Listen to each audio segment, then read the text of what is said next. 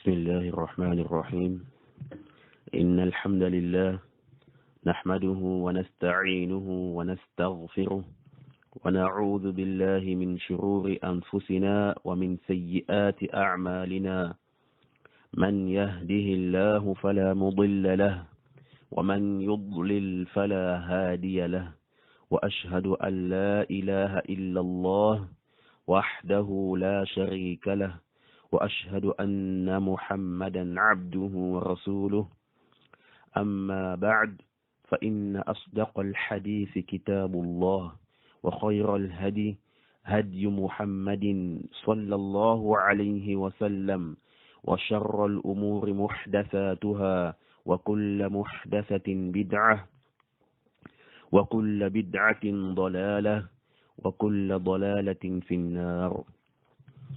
Certes, la louange appartient à Allah.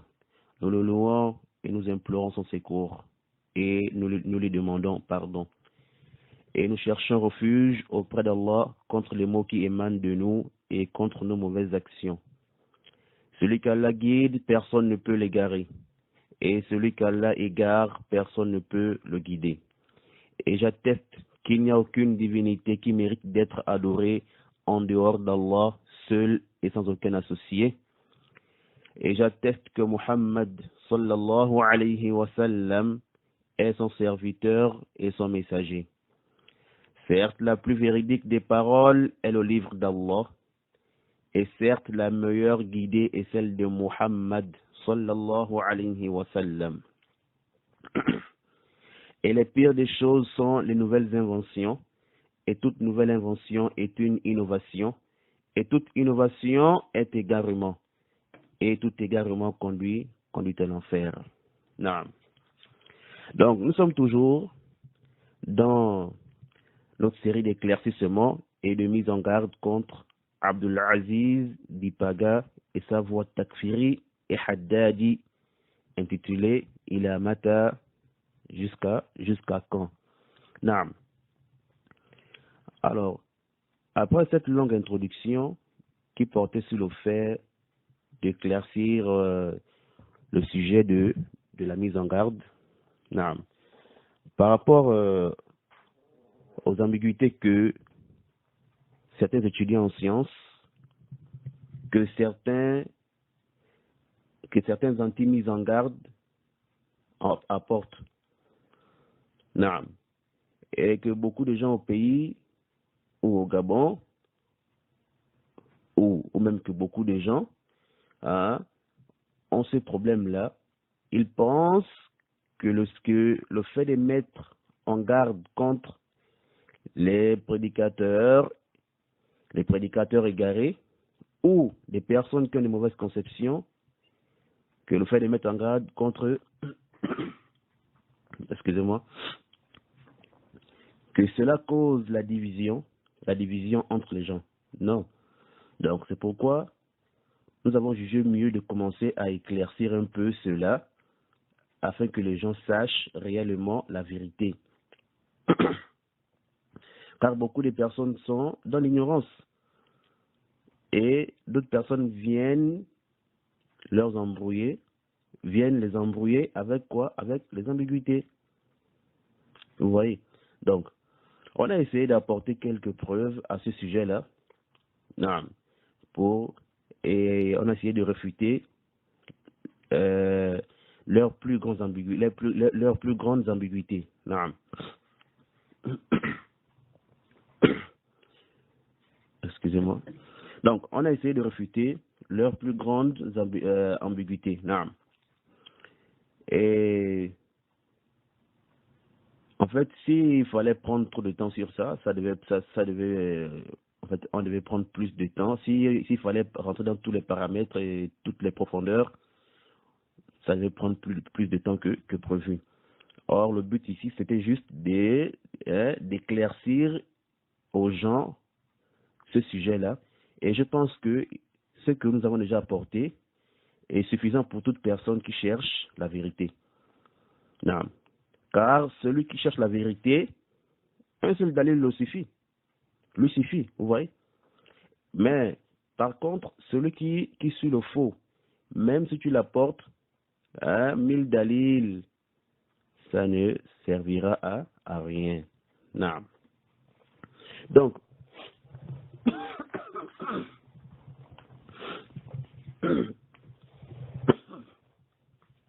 excusez-moi. Donc, je disais, donc après cela, donc, on espère qu'Inch'Allah, on pourra revenir plus tard sur ce sujet-là et compléter ce qui manque, parce qu'il y a beaucoup à dire sur ce sujet-là. Non. Donc, après cela, on va directement entrer dans le vif du sujet, qui porte sur le fait d'éclaircir et apporter les ambiguïtés et les mensonges de Dipaga pour ensuite quoi? Les refuter. Non.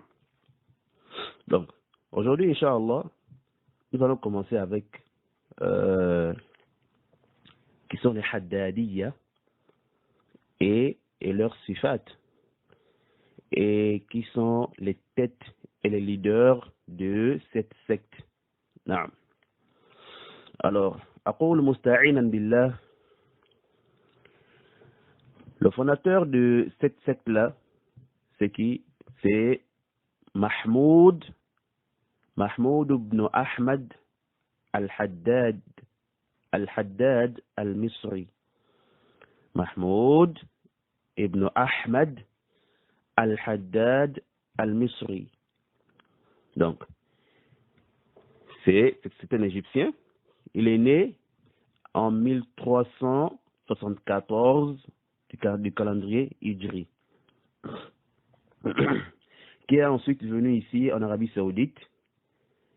Il est descendu en premier à Riyad, où il a travaillé comme comptable à l'université Jami'atul Imam Muhammad ibn Saoud. Alors ensuite, il s'est installé ici à Médine, où il a travaillé sur certains livres, dans lesquels il a glissé son poison, comme dans ce regroupement de Aqidatu Abi Hatim wa Abi Zur'ata al-Raziyayn, et aussi d'autres livres. Voilà. Donc, tout ceci, avec quoi? Avec l'intention de s'aimer le trouble, la fitna. Et d'ailleurs, cela lui a coûté quoi? Son billet d'expulsion de l'Arabie Saoudite. À cause de sa fitna et son désordre. Et qui sont les têtes de cette secte-là, Al-Haddadiyya? Nous avons en premier Mahmoud al-Haddad lui-même. Et ensuite, Falih al-Harbi, qui est l'un des plus grands propagateurs de cette secte ou de leur mazhab. Et ce qui est étonnant, c'est l'une des personnes que Dipaga considère comme étant un grand savant.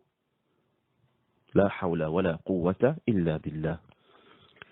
Ensuite, nous avons Abdul Latif Bashmil, qui est la personne qui propage le plus le mazhab et la voix de Mahmoud Haddad. Donc, parmi les fondements de la secte Al-Haddadiyya, parmi leurs fondements et leurs principes, nous avons en premier Al-Ghilza wal-Fadada. Al-Ghilza wal-Fadada. Donc, leur caractère brutal et leur grossièreté. Alors qu'Allah Azza wa Jal a fait les éloges du prophète Muhammad sallallahu alayhi wa sallam par le contraire et l'opposé de leur comportement. Allah Azza wa Jal l'a dit dans la sourate 3, verset 159, فَبِمَا رَحْمَةٍ مِّنَ اللَّهِ لِنْتَ لَهُمْ وَلَوْ كُنْتَ فَظًّا غَلِيظَ الْقَلْبِ لَانفَضُّوا مِنْ حَوْلِكَ إلى آخر الآية. Selon la traduction approximative, Allah Azza wa Jal dit, c'est par quelque miséricorde de la part d'Allah que tu as été doux envers eux. Mais si tu étais rude, au cœur dur, ils se seront il se serait enfui de ton entourage. Donc Allah dit, si tu étais rude au cœur dur, il se serait enfui de ton entourage. Alors, raison pour laquelle vous verrez les Haddadiyya agressifs. Ils sont agressifs à l'égard des Salafiyoun, quels que soient leurs efforts dans la propagation de la da'wa salafiyya, quelle que soit leur lutte contre les innovations et les innovateurs. C'est pourquoi vous les verrez insulter les Salafiyoun et voire même les menacer, les frapper. Vous voyez? Et vous les verrez insulter les Salafiyoun n'importe comment en les traitant de tout. Des injures que, wallahi, vous-même, vous aurez honte de prononcer. Et Abdullah Aziz Dipaga, qui ne me connaît pas et qui ne connaît même pas ma croyance, il m'a déjà traité de tout.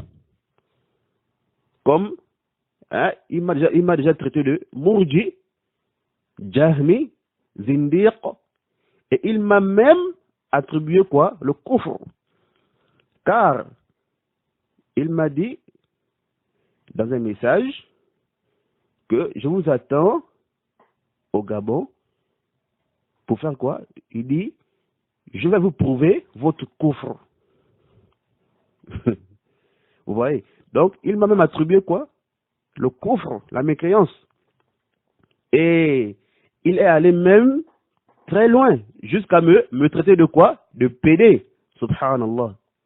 Oui, il m'a traité de quoi? De pédé. Et ça, c'est très, très, très, très grave. Et j'ai les messages ici avec moi. Et d'ailleurs, j'ai envoyé les captures d'écran à 3 frères ici à Médine et 3 autres ou 4 au Gabon. En guise de preuve. Naam. Et ici, je pose une question à Dipaga. Connais-tu la gravité de ce mot que tu as prononcé?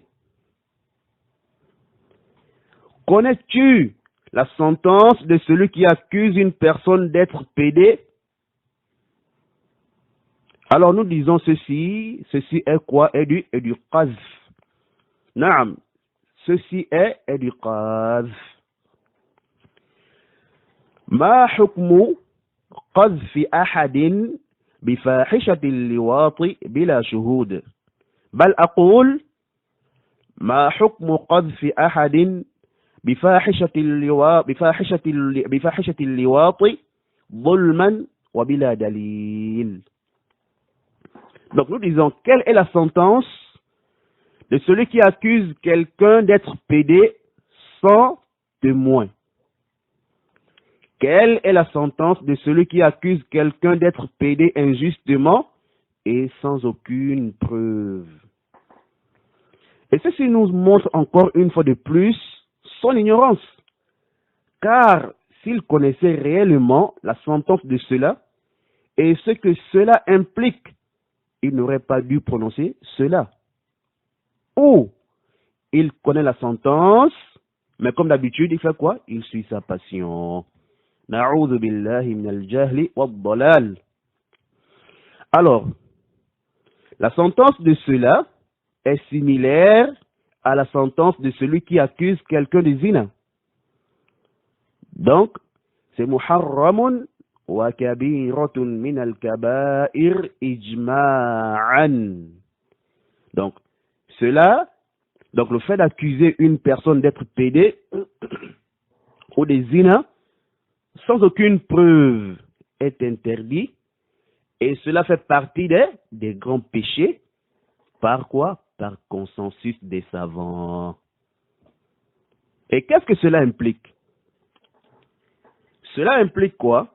Cela implique en premier la malédiction de ce dernier ici-bas comme dans l'au-delà. Donc celui qui accuse une personne d'être pédé, il est quoi? Il devient quoi? Maudit ici-bas comme dans l'au-delà. Comme Allah lui-même a dit dans la sourate 24 au verset 23. Il dit Lu'inu fi dunya wal akhirah. Vous voyez? Mais en revanche, il ne faudrait pas comprendre ici que la personne est sortie de l'islam, et que la personne est devenue quoi? Mécréante. Là. Deuxièmement, la personne doit être quoi? Ici, la personne doit être fouettée de 80 coups. La personne doit être fouettée de 80 coups de fouet. Et cela, s'il n'amène pas 4 témoins pour témoigner ce dont il a accusé la personne. Donc, il doit apporter quoi? 4 témoins qui doivent témoigner que la personne là est réellement pédée. Vous voyez? Et cela par rapport à la parole d'Allah Azza wa Jalla dans la sourate 24, dans la sourate 24, toujours la sourate 24. Excusez-moi. Dans la sourate 24, au verset 4, Allah dit: وَالَّذِينَ يَرْمُونَ الْمُحْصَنَاتِ ثُمَّ لَمْ يَأْتُوا بِأَرْبَعَةِ شُهَدَاءَ فَجْلِدُوهُمْ 80 جَلْدَةً. Allah dit selon la traduction approximative: et ceux qui lancent des accusations contre des femmes chastes sans produire par la suite 4 témoins, fouettez-les 80 coups de fouet. Vous voyez? Mais ici, il n'y a pas de différence entre le fait d'accuser une femme ou le fait d'accuser quoi? Un homme. Car ici, la sentence est la même. Donc, que tu accuses une femme ou un homme de cet acte-là, qu'il soit que la personne est pédée ou tu l'accuses de zina, ici, la sentence est la même. Naam. Troisièmement, celui qui accuse une personne d'être pédée sans preuve, il perd sa crédibilité. Naam. Il perd sa crédibilité. Il n'est plus fiable. Il devient quoi? Menteur. Et s'il témoigne d'une chose, alors son témoignage ne sera pas pris en considération. Naam. C'est pourquoi Allah dit, toujours dans la même sourate, au verset 4, il dit: وَلَا تَقْبَلُوا لَهُمْ شَهَادَةً أَبَدًا. Donc, selon une traduction approximative, Allah dit: et n'acceptez plus jamais leur témoignage. Et n'acceptez plus jamais leur témoignage. Non.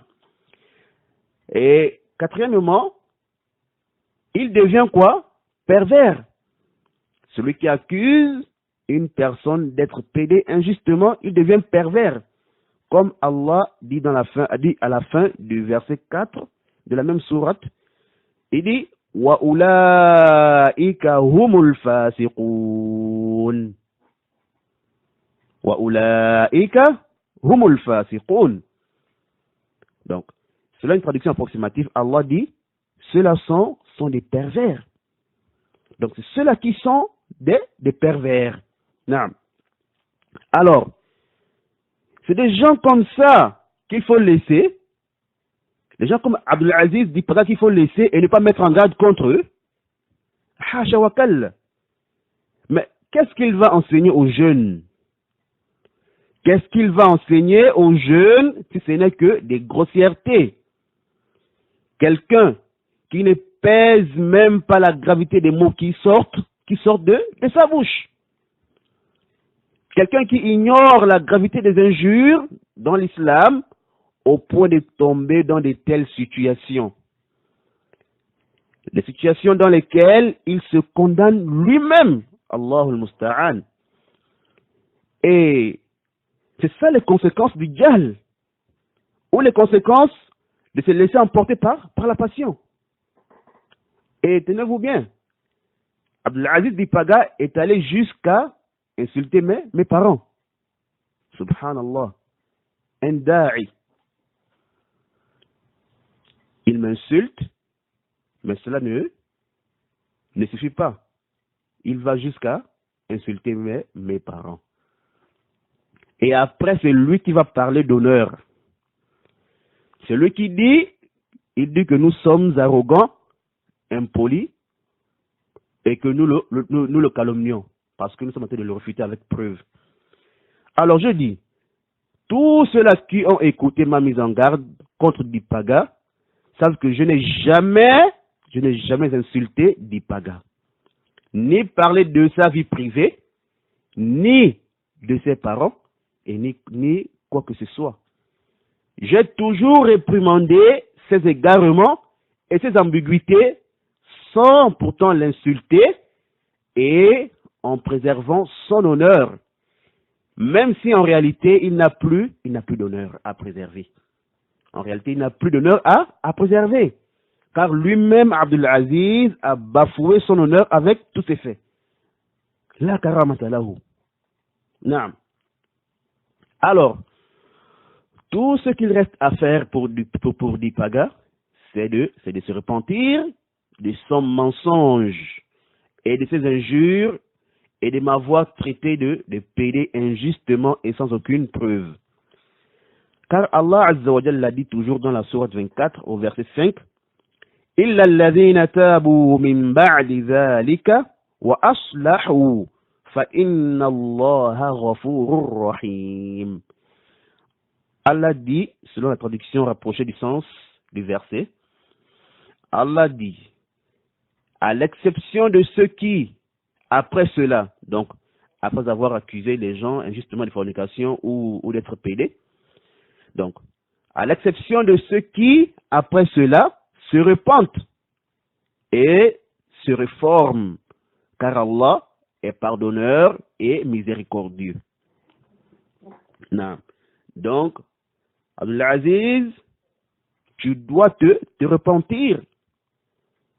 Tu dois te repentir par rapport à ce que tu m'as dit. Tu m'as accusé d'être pédé injustement.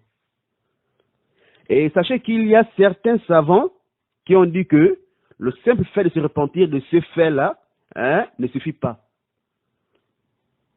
Mais par contre, il faudrait ajouter à cela le fait que celui qui accuse une personne de zina ou d'être pédé, non seulement qu'il doit se repentir, mais il doit se démentir lui-même en informant toute personne qui a entendu son accusation au moment où il a accusé la personne.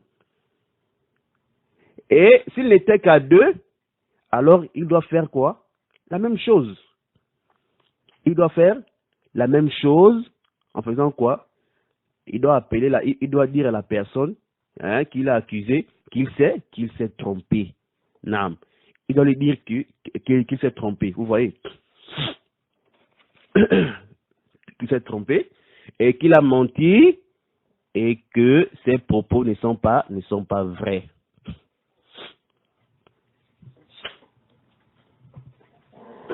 Excusez-moi. قال ابن قدامة في المغني ظاهر كلام أحمد والخرقي أن توبة القاذف إكذاب نفسه فيقول كذبت فيما قلت. Ibn Qudama, dans son livre Al-Mughni, rahimahullah ta'ala, il dit que ce qui est apparent de la parole de l'imam Ahmad et Al-Kharqi est que le repentir de celui qui accuse quelqu'un de zina ou d'être pédé est quoi? Et qu'il doit démentir sa propre personne en disant « J'ai menti dans mes propos en t'accusant de cet acte-là. » Non. Et parmi ceux-là qui ont adopté cette position, nous avons le Sahabi al-Jalil, Amir al-Mu'minin, Omar ibn al-Khattab, radiyallahu ta'ala anhu. Et ensuite, nous avons aussi Sa'id ibn al-Musayyib, on a Ata, on a aussi Tawus, ainsi que Ash-Sha'bi, et aussi Abu Ubaid, et Abu Thawr, et l'imam al-Shafi'i, et l'imam Ibn al-Qayyim al-Jawziyya, et bien d'autres. Vous voyez? Non. Et il faut mentionner ici que même si on applique sur la personne la sentence de la fouetter 80 coups, son témoignage ne sera jamais accepté tant qu'elle ne se répand pas, et cela par quoi? Par consensus des savants, comme l'a dit Ibn al-Qayyim, rahimahullah ta'ala, et autres que lui. Non. Bon, il y a encore d'autres paramètres et d'autres questions à traiter concernant ce sujet-là, mais ce que nous avons déjà dit suffit. Et cela nous suffit pour prouver que cette accusation de Dipaga envers ma personne fait quoi? Fait de lui un pervers jusqu'à ce qu'il fasse la taouba et qu'il reconnaisse son mensonge. Et tout ce que nous avons dit au préalable s'applique sur Dipaga. Non. Deuxièmement, les Haddadiyya, ils ont comme marque distinctive le mensonge, l'orgueil, qui conduisent à rejeter la vérité et à persister dans le faux. Comme d'ailleurs cela est le cas de beaucoup des gens de l'innovation. Avec tout ce que les gens de la vérité apportent comme preuve et comme argument. Mais ils refusent et s'obstinent pour le faux. Naam. Troisièmement, parmi les plus grands fondements des Haddadiyya,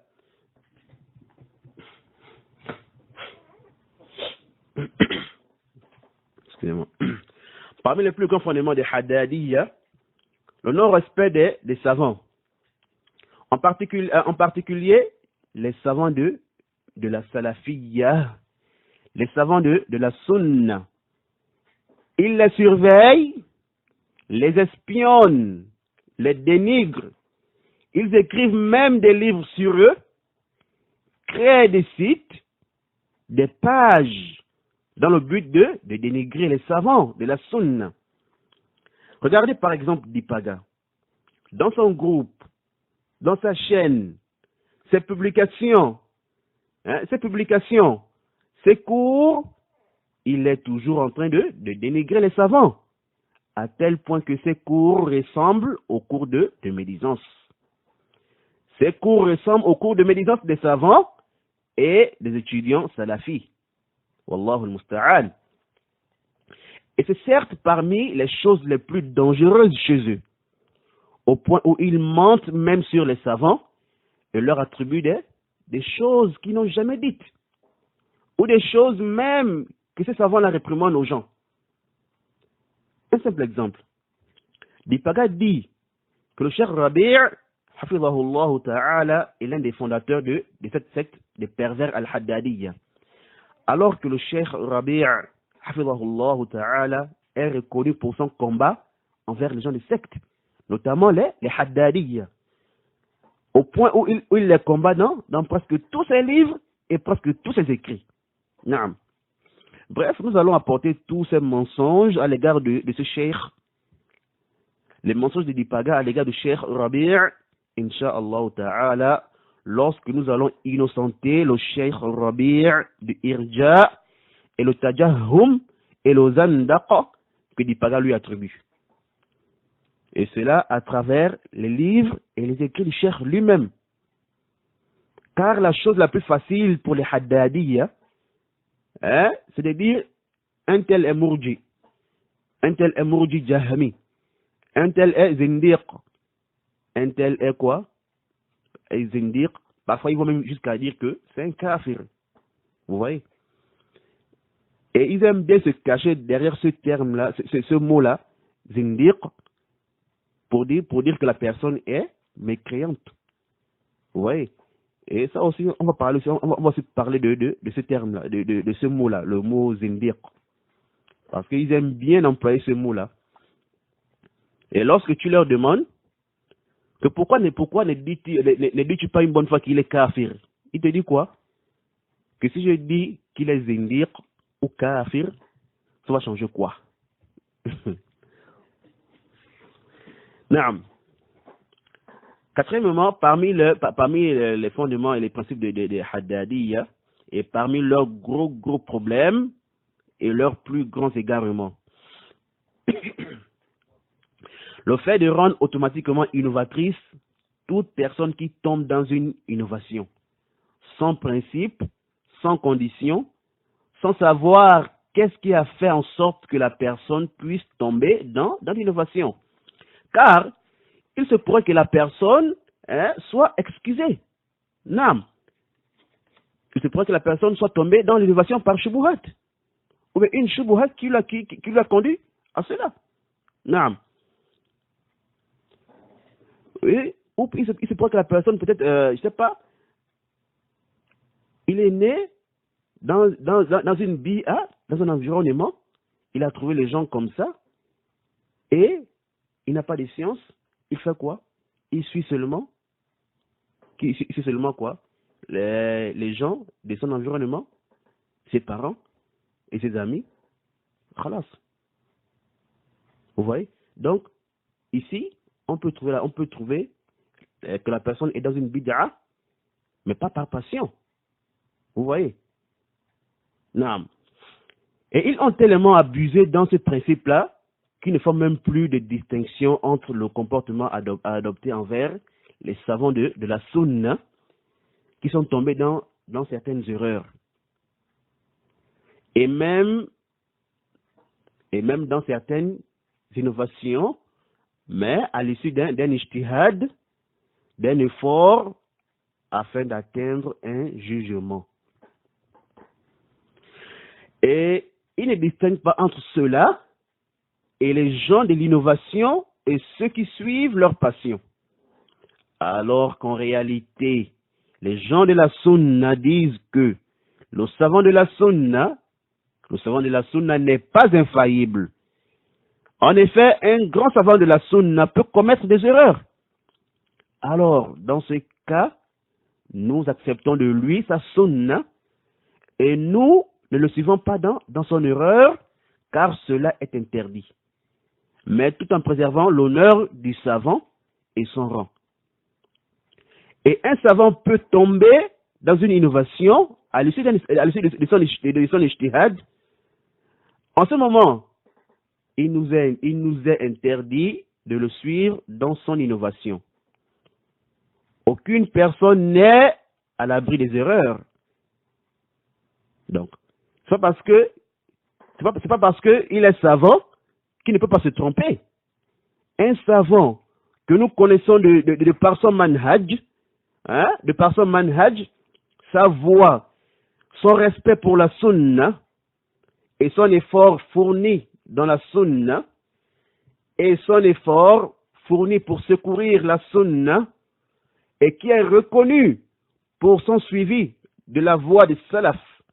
Mais comme toute personne, il s'est trompé ou il est tombé dans une bid'a. Alors, ce savant-là, c'est comme nous avons dit, on prend de lui sa sunna et on ne le suit pas dans son erreur, tout en préservant son rang et son honneur. Et cela, tant que le savant en question n'a pas contredit un fondement parmi les fondements des gens de la sunna, de Ahl Sunna, et que les autres savants lui ont fait la reproche et lui ont éclairci qu'il a contredit un fondement ou qu'il est en erreur et l'ont réfuté pour cela, mais malgré tout cela, il persiste dans le faux et dans sa bid'a. Alors celui-là, il est clair qu'il suit maintenant quoi? Sa passion et qu'il a dévié. Non. Vous voyez? Al-Muhim, il y a encore d'autres détails à expliquer ici et il faut aussi faire, comment on appelle ça, la différence entre un savant qui est encore vivant et un autre qui est déjà mort. Et un autre qui est déjà mort, mais qui après sa mort, on a trouvé quelques erreurs ou même bid'a dans ses livres. Vous voyez? Donc, tout ça c'est des choses on doit encore détailler aussi. À kulli hal, nous allons bien expliquer cela de manière détaillée lorsque nous allons refuter l'Ipaga par rapport à son comportement envers les savants. Donc nous disons, un savant qui est connu pour sa sunna, pour soutenir la sunna et de son suivi de la voie des salaf, et qui n'est pas innovateur, et qui ne suit pas sa passion Par contre, il combat même les innovateurs et les innovations. Un savant mujtahid, mais qui a eu à commettre quelques erreurs. Alors, est-ce la raison pour laquelle vous allez vous acharner sur lui et parler de lui comme si vous parlez d'un innovateur passionné et mentir sur lui et l'attribuer des sectes, hein, et l'attribuer à des sectes que ce cheikh même combat? Pourquoi?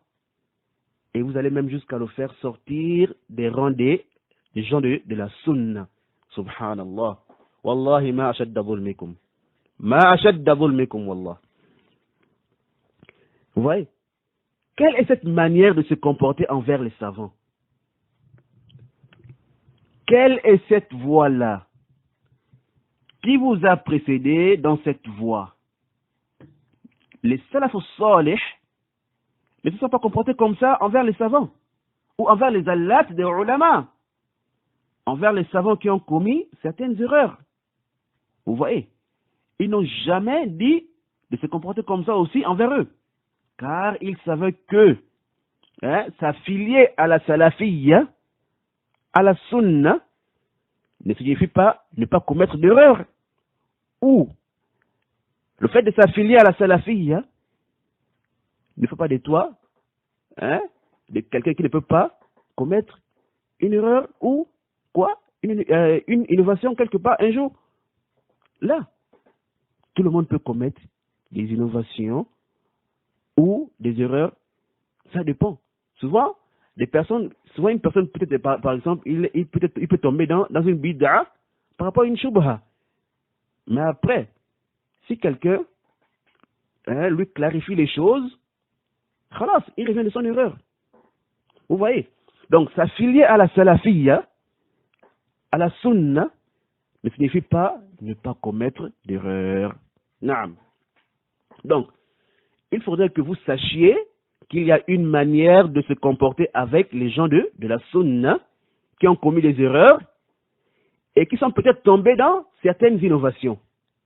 Et une autre manière aussi de se comporter avec les gens de l'innovation et ceux qui suivent leur passion. Et comme nous avons déjà dit, Inch'Allah, ce sujet sera bien détaillé lorsque nous allons réfuter Dipaga par rapport à son comportement envers les savants, et plus précisément, le Cheikh Al-Albani, rahimahullah ta'ala, cet imam mujtahid, la yat'anu fihi illa man fi qalbihi marad. Ne dénigre ce grand imam mujtahid qu'une personne qui a dans son cœur une maladie. Vous voyez? Et par ailleurs, vous verrez ces gens-là, ceux-là qui sont en train de dénigrer les savants de la sunna à cause de certaines erreurs commises par eux. Par ailleurs, vous les verrez soutenir et défendre les gens, des prédicateurs égarés comme Al-Hazimi, Al-Tarifi, Khalid Al-Mardi, Jarbour, Hujji, Falih Al-Harbi. Subhanallah. Subhanallah. Et c'est ceux-là que Dipaga considère comme étant des grands savants. Subhanallah. Tu dénigres les savants de la sunna, les savants qui ont passé toute leur vie à défendre la sunna et à combattre les sectaires, à combattre les gens de l'innovation et les innovations. Tu les rabaisses et tu élèves des gens comme ça. Tu élèves des gens comme ça. La ilaha illallah. Ceux-là, Al-Hazimi, Al-Tarifi, Khalid Al-Mardi, Falih Al-Harbi, tout cela, dis-moi, ceux-là, qu'est-ce qu'ils ont fait pour le dîn? Qu'est-ce qu'ils ont fait pour secourir cette religion?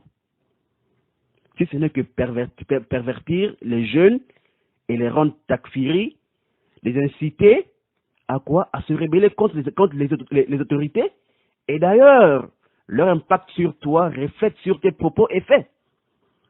Et leur impact sur toi reflète sur ta manière de te comporter envers les savants. Et d'ailleurs, Dans ta publication qui date du 12 juin 2018, tu as fait les éloges de Khalid al-Mardi en disant,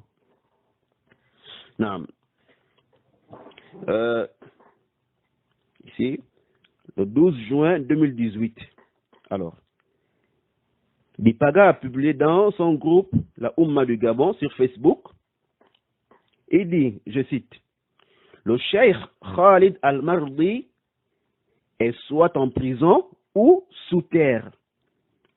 Un savant pertinent, méconnu par beaucoup d'étudiants en sciences religieuses, pour la simple et unique raison qu'il a mené un travail de fond contre les mourdis jahmites contemporains, donc contre les mourdis jahmites contemporains qui se disent de la sunna et de la salafiyya, tels que Cheikh Albani et Rabi' al-Madkhali, et leurs sbires dans le monde. Il est l'auteur de plusieurs livres très intéressants et essentiels pour comprendre de manière pratique les questions relatives à la foi et à la mécréance. En particulier, les annulatifs de l'islam et la réplique aux ambiguïtés des mourdis jahmites contemporains, qu'Allah nous assiste et nous guide tous. Fin de citation. Donc, c'est ça que Abdelaziz Dipaga a publié le 12 juin 2018. ولنا وقفات إن شاء الله تعالى مع هذا المنشور. لنا وقفات مع هذا المنشور. Inch'Allah, on va s'arrêter ici, continuer prochainement avec cette publication de Abdelaziz Dipaga. On va essayer d'analyser ce propos, Inch'Allah ta'ala. هذا والله أعلم وصلى الله وسلم وبارك وأنعم على نبينا محمد وعلى آله وأصحابه وسلم.